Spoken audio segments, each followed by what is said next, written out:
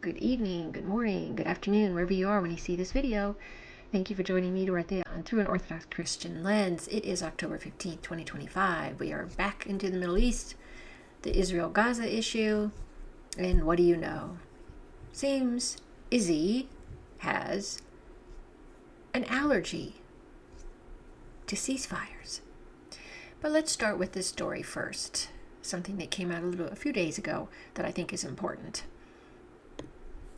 Leaked U.S. files expose secret Israeli-Arab military pact targeting Iran during Gaza genocide.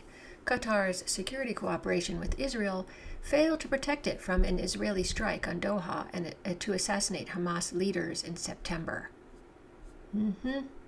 While Arab states condemned Israel's war on Palestinians in Gaza as a genocide, they were simultaneously secretly expanding military cooperation with the U.S. and Israel to help defend against a war with Iran. Leaked documents revealed by the Washington Post on 11 October show. The documents written between 2022 and 2025 show that officials from 6 Arab countries joined their Israeli and U.S. counterparts for a series of meetings in Bahrain, Egypt, Jordan, and Qatar over the past 3 years.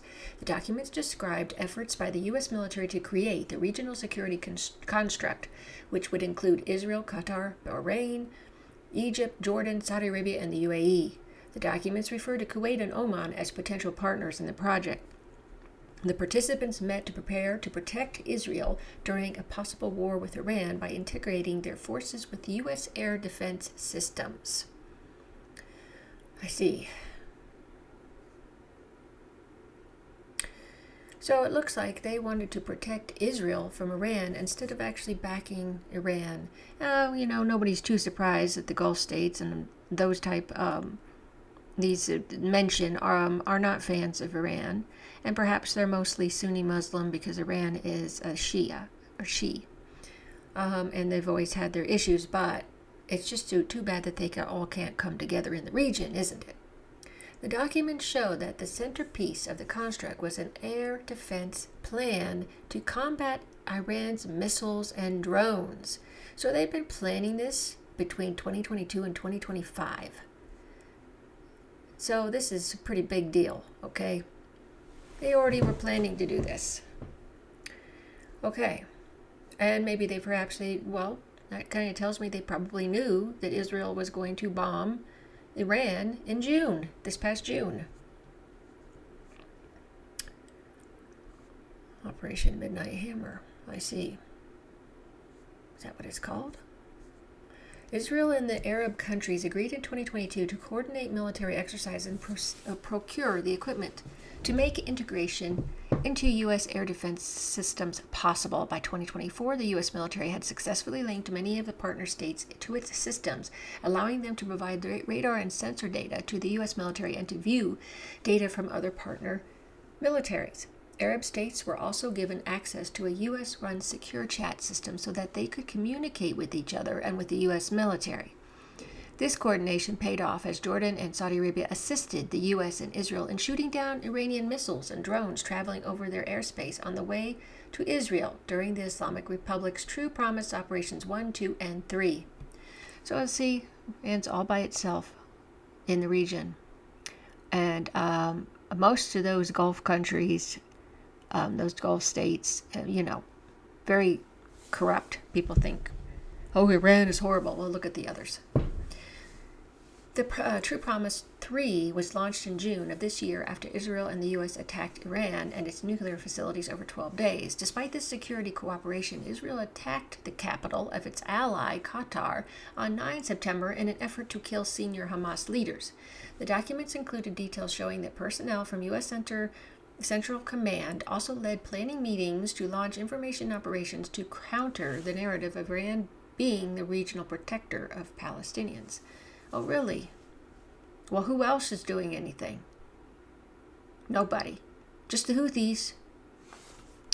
One of the documents leaked in the Washington Post discusses a meeting held in January 2025 at the U.S. Army's Fort Campbell in Kentucky. The meeting included sessions where U.S. forces trained Arab partners on how to detect and neutralize threats in the underground tunnels, which Hamas's Qassam brigades and the Palestinian Islamic Jihads could Quds brigades, alongside other factions, have been known to use in their resistance against Israel.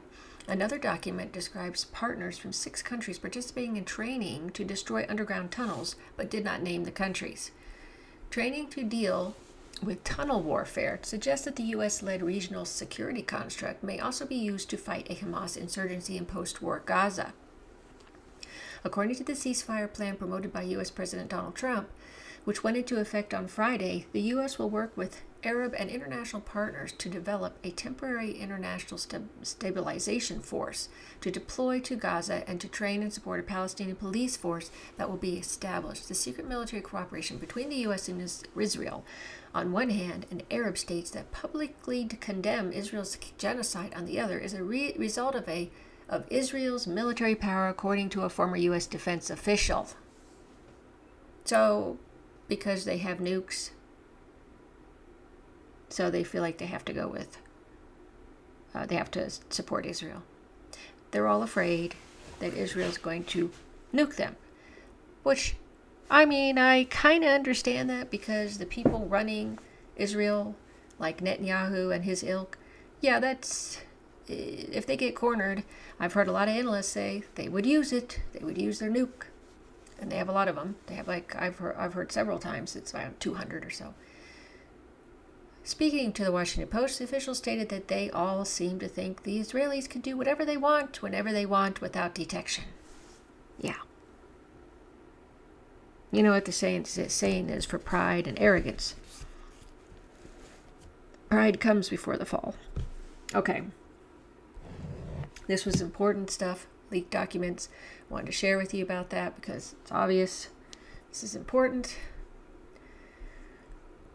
And,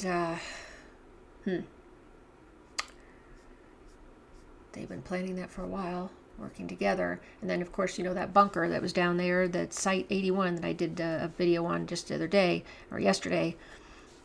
The U.S. and the Israelis were working together down in that, base, that military bunker thing, underneath apartment buildings and things like that, and next to a playground. And, oh, yeah, but Hamas does that. It's as we always say, they project everything. Israel projects everything they do and say somebody else does it.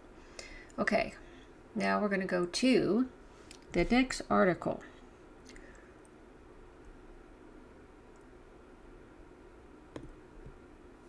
Israel delivers Palestinian bodies shackled, showing signs of execution. Dozens of Israeli ceasefire violations have been recorded since the deal was reached, and Tel Aviv is preventing the required amounts of aid from entering Gaza. Gee, what a surprise. The bodies of dozens of Palestinians were handed over to health authorities in Gaza on 15 October, arriving in shackles and bearing signs of execution. So, Topside said, all 45 bodies of Palestinians returned by Israel arrived with their hands and legs cuffed. They were transferred to Nazar Hospital, tagged with numbers, not names, and have yet to be identified. Some were blindfolded. And there are signs of gunshot. Okay, here it is. The sign of gunshot wounds in some cases, while others have been run over by tanks. Good Lord. Lord have mercy. What barbarism. I'm telling you, people think, all of the Arabs and the Muslims are just bloodthirsty killers, terrorists, and all that. And then you read these things and you say, how is the IDF, in this state, any better? Disgusting.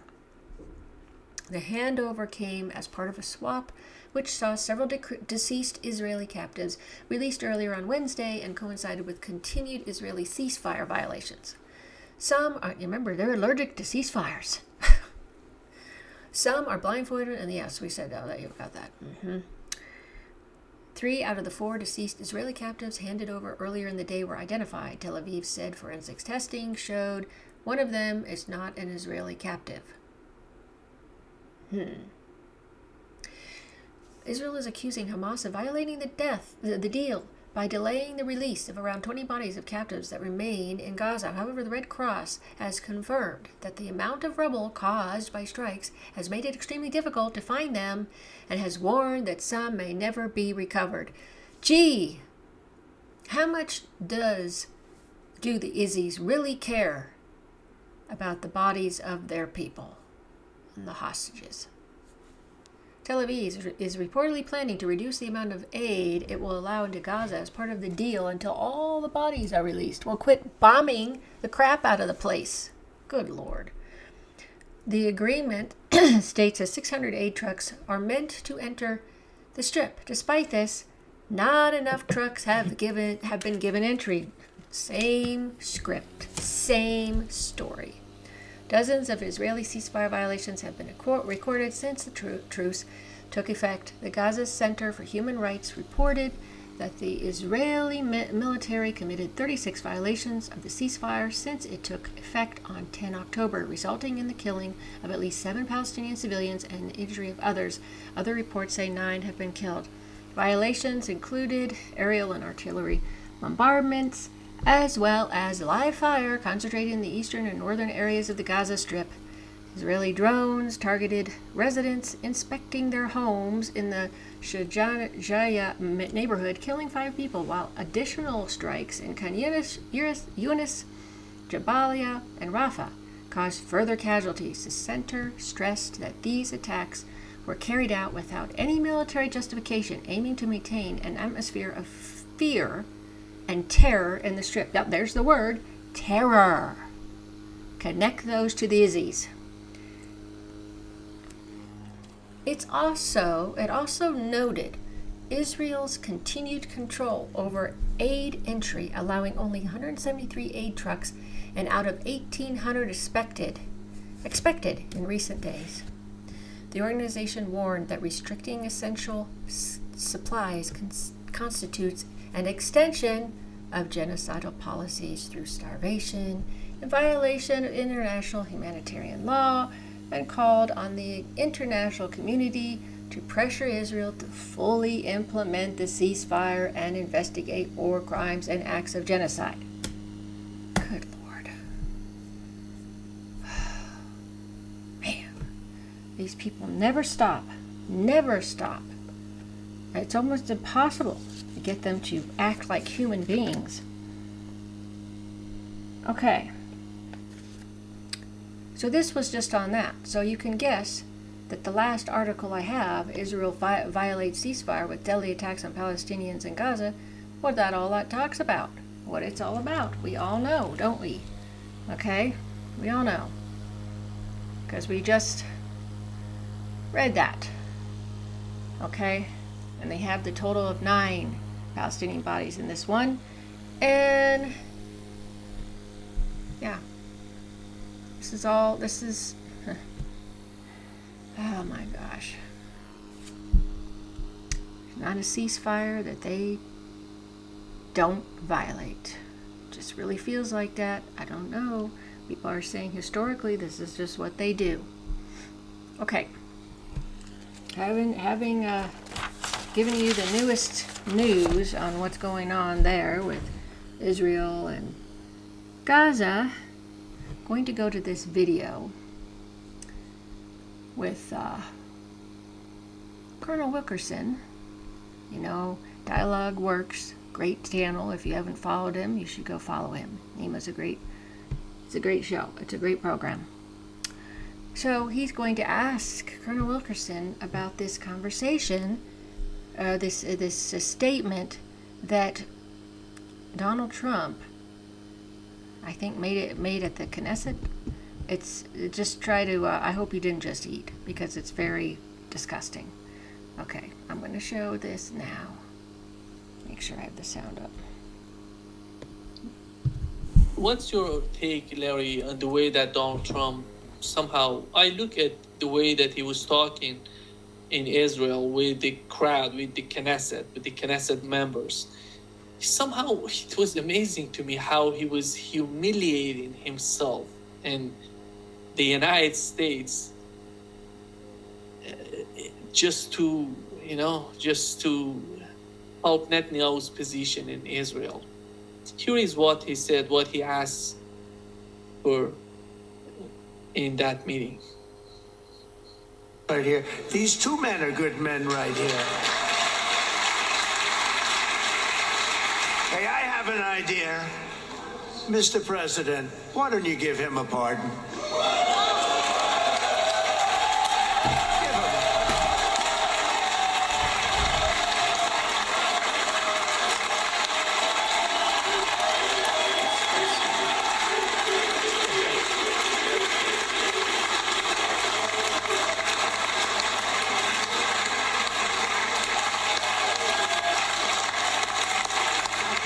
By the way, that was not in the speech, as you probably know. But I happen to like this gentleman right over here, and it just seems to make so much sense. You know, whether we like it or not, this has been one of the greatest wartime presidents. This has been one of the greatest wartime presidents. And cigars and champagne, who the hell cares about that? What has he achieved as a wartime, president of Israel that he admires a lot? Nima, I have to make this remark. I have to think about it. I have to couch it in the right terms, but I have to make this remark. That was roughly equivalent to Justice Jackson, who more or less led the Nuremberg trials, putting the Nazis before the bar, as it were, standing up behind his bench, looking out across the cast and saying, Hitler was one of the greatest leaders ever, and we shouldn't even be having these trials, and therefore, gavel down, I declare them ended right here. No Nazis will be tried here, none whatsoever, because that leader, Adolf Hitler, God rest his soul, in that bunker with his, Eva Braun, God rest his soul. That man was a fabulous man. That's the equivalent.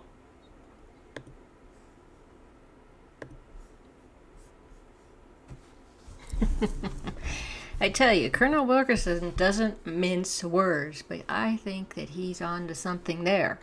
And, how Trump reacted, just shameful, disgusting, vile. And, I'll just say this, he's acting like a jackass. What a total, complete idiot and horrible to be sucking up to this man. Obviously, Epstein files and blackmail is big there, because he just thinks this guy's great. And you see Netanyahu's face during that. I don't like to call anybody evil, but the man, the vibes just ooze evil. That he just, as you know, what he's done, what he's committed is evil. And so, sorry I had to leave you with that terrible video, but just terrible. So, that's my update for the Middle East, Israel and Gaza issue, and this with our president here in the U.S. As Nima said, humiliating himself. Okay, thanks so much for watching. Thanks so much for following my channel. If you like my videos, go ahead and like them. Give me the thumbs up. I'd appreciate it. And I hope you're having a great day, evening, morning. Until next time.